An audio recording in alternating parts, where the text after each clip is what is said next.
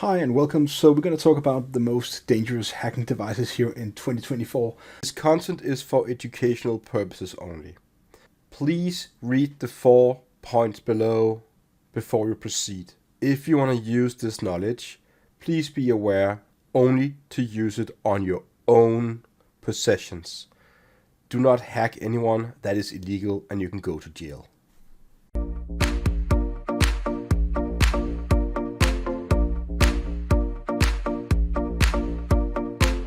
But before we do that, I would like to give some background on what I actually think about hacking devices and what is dangerous compared to fun and irritating. Let's talk about the fun and irritating part now. I did actually show things like the M5 unit and the Flipper Zero, and soon I'm gonna create videos about the MonsterTech M1 multi-tool and so on. You can also go ahead and install yourself real hacking devices like a Raspberry Pi and connect, for example, an Alpha card to it, and you have yourself a fully fledged operating system ready for you to use. But when you talk about device itself, you've got to bring yourself a device to the field just outside your red team assignment. What kind of thing is then dangerous, right? What do you mean by that? So I'm not really saying that dangerous devices are stuff like Flipper Zero, because it is not really dangerous. Maybe you can do some stuff with it and cause some havoc and stuff like that, but it's not really something that's gonna infiltrate a city or a company with malware or something like that. So in this video, we're gonna dive a bit more deep than that. We're gonna talk about what can be done to achieve an actual reverse shell, what can be done in that to maybe install ransomware on some computer, stuff like that. Now, obviously, I cannot get into the detail of exactly how, but I'm going to talk about it. So this is the professional video, and I want to use the reference the very first on the Hak5 website. Now, the reason we use Hak5 a lot in the industry is because they actually do give us the device we need. And I know, we all know the happy guy's face. That's him, right? And yeah, I know that maybe it's a bit expensive, and it seems like there's a whole lot of gadgets you can see here on the page, and people say, yeah, but it's just gadgets. I hold on for a second, okay? Maybe they are commercialized stuff you can buy, and maybe they smile, look happy and all that, but don't misunderstand. These are real hacking devices. These are packed, ready to use, easy as a child could understand this. Put any teenager with a device like this, just a 1 hour of introduction on how to do command injection with a rubber doggy, boom, you're done. You got ransomware, malware, installation, bypass, whatever you want to a computer. So that is very dangerous. So I'm going to talk about some of the dangerous devices here on Hak5, and the first one, and the one and only, needs no real introduction, is going to be the rubber doggy. The rubber doggy is basically a USB stick that's programmed to be a keyboard. More or less, that's it. You can also use the DigiSpark, and I created some videos about how to create your own small rubber doggy or bad USBs. It's from this particular, you probably have seen this logo if you follow my channel, with the USB sticks, and I programmed it all through Arduino, and it's pretty straightforward. I even showed in the video how to do it, and this is actually a, I think it's a pop-up on a notepad just saying you've been hacked. But you can create many different other kind of scripts, and if you get your hands on one of these rubber doggies, you will actually get a book. And the reason why I'm looking to the right or left, whatever, however you see it, is because that I do have an actual rubber doggy lying just here next to me, and that rubber doggy is actually fully functional. The one we see here on the page is a new one.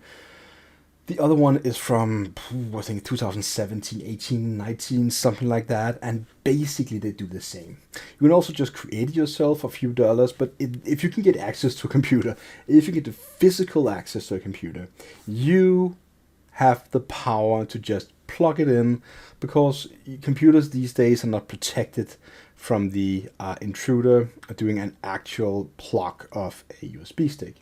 So that's an actual issue, and we might see in the future that, you know, laptops and stuff like that is going to have some sort of lock in order to interact with the actual USB port. However, it's going to be highly difficult to enforce, so I don't think that's going to be a thing we will see in the near future, but maybe, we do not know. You know, having a rubber doggy is going to enable you to install whatever things you would like to install on the computer. They're compatible, and you can program yourself a few dollars, as I talked about on the DigiSpark self-programmable USB stick, to Mac or Windows or Linux. Doesn't really matter. It's just you plug it in and it execute whatever code is inside of it. So you need to verify what kind of, you know, how is a script executed in, for example, Windows, or what is Windows scripting or rubber duck scripting. You kind of use the same thing, so they're quite dangerous, and basically you can do more or less anything with them. Now the products list is pretty big here. You can also just go ahead and take something like the, let me see if I can find it, the Land Turtle, for example. And they talk about you can drop all a Land Turtle, get a shell. That's the exact heading. The Land Turtle is a covert system administration and pen testing tool providing stealth remote access network intelligence gathering, man-in-the-middle surveillance capability through a simple graphic shell. Everything housed with a generic USB adapter. What it says, the Land Turtle's code appearance allowed to blend into many environments. So it looks like any, you know, any converter. Who would even think about that? No one would think about it. You can even get a Payload Studio where you learn to do everything. There's probably a lot of videos online. You can teach you how to do it. But get a shell, right? It's like, oh, get a shell. That's the most horrible thing, because then you can start to privilege escalate and stuff like that, and get even more access and infiltrate the network even more, or do standard covert, you know, system administration, pen testing, or just trying to get remote access, doing surveillance of whatever network traffic is inside, because not all traffic is actually encrypted on local networks, because system administrators might think, oh, it's going to slow down or something like that, you know. People are going to, you know, say, oh, I'm not happy with all this password typing or totally all the time authentication, this and that, you know. So they might even take some of it down because they think, we're inside the internal network, it's fine. But these kind of devices, sneak it in, you're good to go, you're home run, very dangerous. There's so many different kind of things. I would like to mention the Pineapple here, because it's the thing we had up many times. I actually own a Pineapple myself. I haven't created many videos with it, but I am going to. Just been so busy, I kind of underestimated that I had the time to create videos about it. But I will do it in the future. I would also like to say that we are seeing Wi-Fi converting to WPA3, where it is kind of removing some of the old attacks we saw on WPA and WPA2 with offline dictionary brute force attacks. That is not really feasible on WPA3, because you need to interact with the WPA3 Wi-Fi access point for every, you know, interaction. You need to, you know, try to say this is the password, this is the password. It's gonna slow down the speed, and you have to be in the proximity. And in the end of the day, you're probably gonna, you know, get banned because, well, too many requests, right? So, but what you can do in some occasions is to force the network, the Wi-Fi adapter, to go down to a earlier protocol like WPA2. It is still considered to be safe. However, you can do offline brute forcing of it, and your password is bad, you're gonna get it, right? So, in most occasions, probably going to use the same password for WPA2 as they do to WPA3, because it's a protocol downgrade. For example, if you're trying to connect to it with a device that doesn't support WPA3, some access points do actually provide the ability to say, let's communicate through WPA2, which is totally valid. However, just have a really big, strong password. It's going to help you a lot, and that's actually one of the biggest issues. We still do not have any passwords. Now, password-wise, I do own a Ponagotchi right here, and I'm not really going to show you too much of it, but the thing is, that's going to gather different kind of handshakes from WPA2 and WPA Wi-Fi access points. I have gathered a few already, and at some point in time I'm going to crack them, and then I will create a video about the issues of passwords. I'm not really going to disclose any information because I believe it is not for me to do. It would also be unethical, so I will do this on the ethical side as a security employee and a security professional, also a professional hacker. I teach that and I live to do it. I live off the money I get to do it, so this is what professional basically means.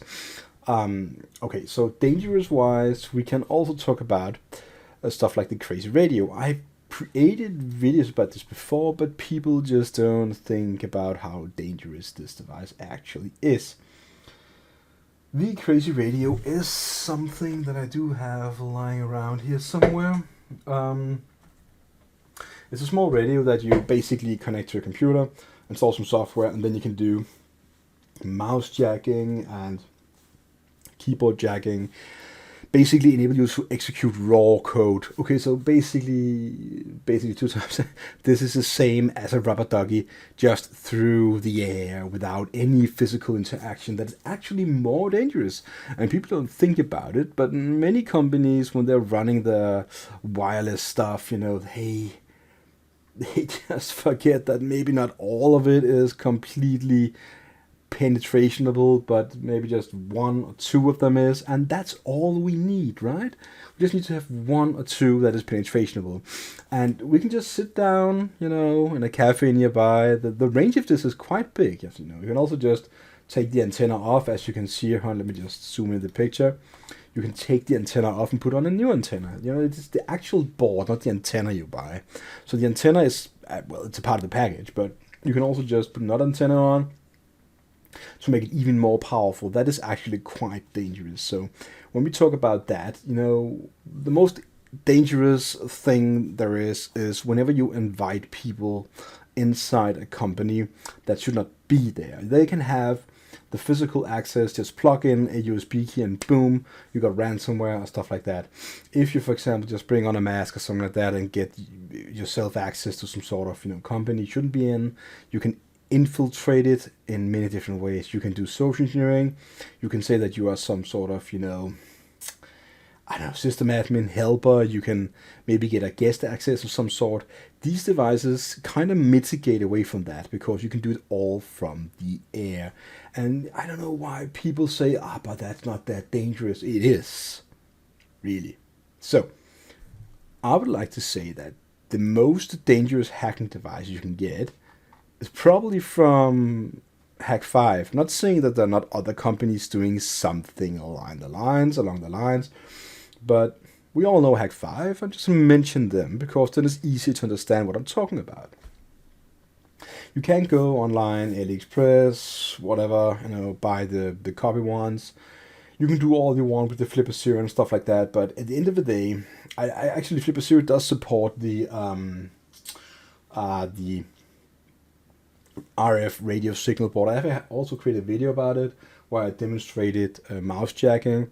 So it kind of does the same as the Crazy Radio. However, the antenna is not that powerful and it's not the same kind of processing power, but it can do the same thing, is essentially and theoretically achieve the same thing. It's just more difficult to use a device like this compared to a real computer because it's kind of limited in the input, and the more control you have over the input, the more control you have over the output and the software, basically making it more dangerous.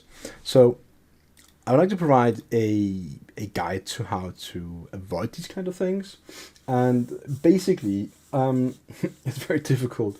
You cannot avoid the Crazy Radio. You cannot avoid, if you are using Wi-Fi keyboards and Wi-Fi mouse and stuff like that, well then basically don't. That's just good, then you actually won. But I know it's going to be difficult, but it is the way it is. The things you see here, the Wi-Fi pineapple, creating rogue networks and cloning networks, trying to create some honeypots, man the middle attacks, and all the kind of good things you can do with this. It's just something that you cannot avoid, but you can implement strong WPA3 networks with long, good passwords and educate your employees to not do things that are weird, like trying to connect to other weird networks. If something is down, call the IT department. Instead of acting yourself, finding quick solutions, well, call the IT department. Ask someone who knows better. That would be probably the thing that would avoid some of the companies we see in this year being closed down because of ransomware, and that's really just the way it is. Talking about all the different kind of products that require physical access, USB, rubber doggy, LAN circle, OMG cable, whatever thing you're gonna go ahead and buy here. Basically just implement better security controls and access control in your company. Don't let people in. That's basically it. But it's easy enough to say it, but that's really the way you do it. So this is what I would see and probably think about as the most dangerous hacking devices. I'm not talking about people right now. People is actually also really dangerous, but it's difficult to say that a person is a hacking device. I mean technical units in this particular case here in this video. You're probably thinking about, but what about all the other things like you mentioned in the other videos? But yeah, I know. Why are they not dangerous? Well, I haven't said they're not dangerous, but they're definitely not as dangerous as the device we see here, because they can cause real harm to a company. And this is what I mean with dangerous, not some surface stuff going on. This is real stuff, real hacking, real damage you can do. That's dangerous, not a Flipper Zero. That's not really dangerous, right? Alright, so I think that's it for this video. If you have any questions, leave them below. I will try and answer as I can, I cannot reach to all of you, but I'm going to try to answer the relevant questions. I have a lot of videos, get a lot of questions every day, so I'm trying my best. Really happy to see that many people joined subscribing to my channel. If you're not subscribed, please consider doing that, because I think the statistics say something about 5-10% is only subscribed, the rest is not. It's like, wow, I would like to say that. But it's the same kind of thing we all do on YouTube. We just browse and look, and we don't really subscribe because, But try and subscribe if you want to have the updates that I create. I do record quite a lot of videos. Alright, so have a really nice day, and see you again online on my channel at some point in time. Bye.